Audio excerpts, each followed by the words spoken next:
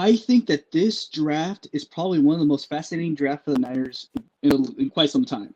Because I think Why this is is that? going to be pivotal. If they do not, if they do not knock it out of the park with their draft picks, I think this can be it for Lynch.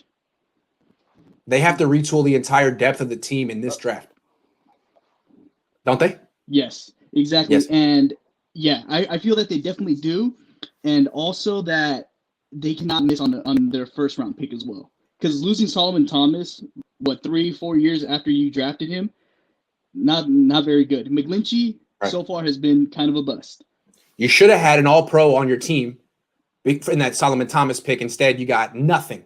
You should have had another All-Pro with that 9th pick in 2018. Instead, you got a bust. Yeah, you can't keep doing that. And Kinlaw, let's be clear. Kinlaw isn't necessarily a good pick. He has a lot to prove. That dude had 1.5 sacks and 4 quarterback hits. Solomon Thomas never had a season like that. So that's another one. That's another one. Exactly. So, but I actually kind of like Kinlaw, so I want this Fair. year's a big. I'm not writing him off, but he has something to prove. Yeah, a big proving year for him. Yeah. But once again, like this, they like everybody's been saying, they've kind of plugged up their holes that were really, really necessary in free agency. So they can take the best available player or trade down, as I've always thought. Get more picks, move up later on.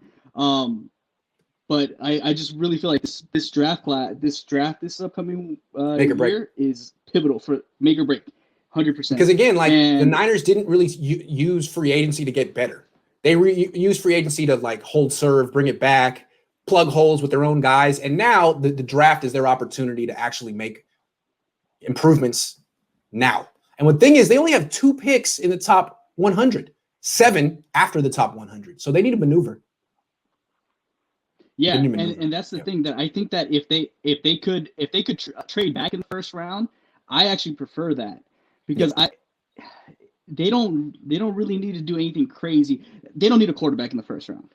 They don't need to do that. They don't need to trade up and do that either. So if Mac Jones is there, maybe the Patriots want to come up and get him. Trade back with the Patriots, get him a couple extra picks. That works for me. And also, whenever this Deshaun Watson thing kind of ends, I still think they're in play for Deshaun.